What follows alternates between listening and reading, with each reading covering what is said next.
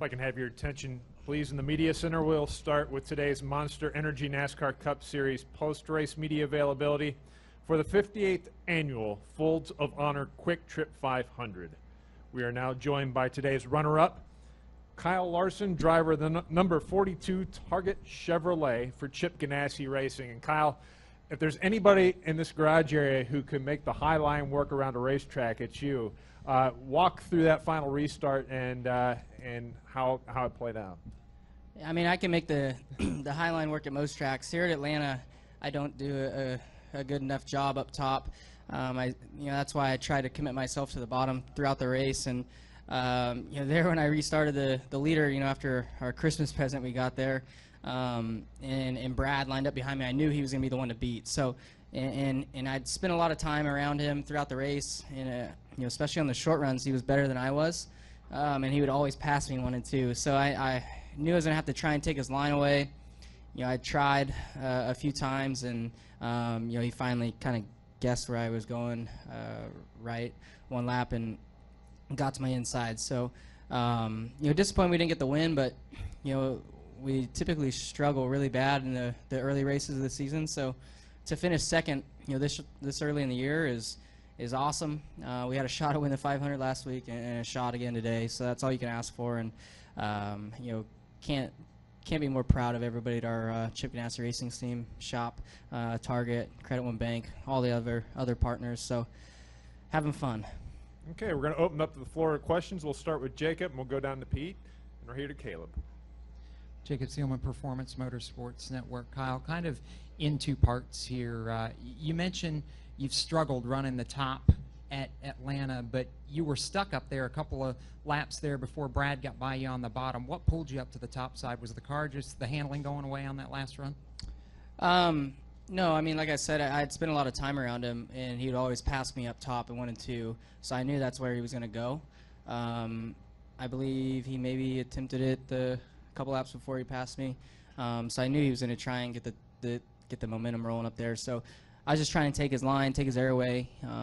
Less downforce now, I guess. Maybe the aerodynamics don't bother it as much, but he had a fast car through 1 and 2. He showed it yesterday in the Xfinity race, and then today in the Cup race. So, like I said, just had to kind of guess and try and hold him off as best I could, but he did a better job than me. You mentioned, too, the less downforce. What was your opinion of the new package here at Atlanta? It seemed like, maybe we expected things to be a little more crazy, but for a lot of the day, it was rather calm until you started hanging it out there the last 50 or so laps. Well, you could give us a ton of downforce, and Atlanta's going to be tricky. So, lower downforce doesn't really make it drive a whole lot different here. But I think as we get on to Vegas, Phoenix, and Fontana, we're going to get a good idea of how it races and how it handles in traffic and all that. Kyle, Pete McCole with AutoRacing1.com. We had a number of drivers today who got nailed for speeding on pit road. Was that an issue for you guys with the time and scoring lines?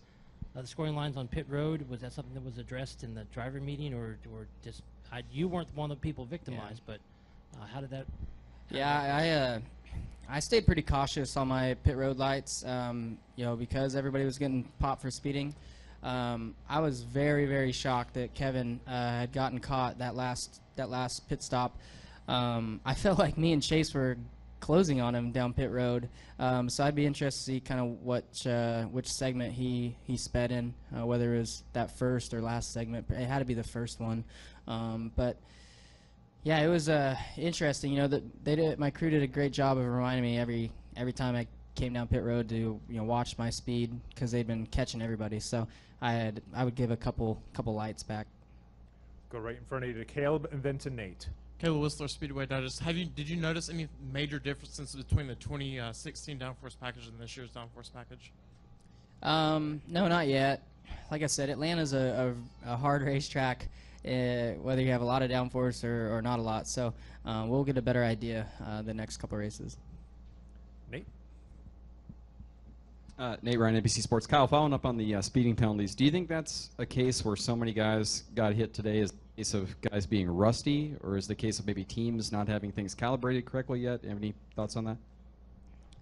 Yeah, it could be both of those. I don't know. I always try to be as you know, Chip always tells me to do the obvious things right, and number one on that list is don't speed on pit road. So I try and run to the cautious side of things, where you know you got a lot of guys that push the limits and get caught every now and then. But I don't know. Yeah, it could be rust. It could be this is the first time we've been here with the new all the extra timing lines. So maybe everybody's calibrations were off just a little bit.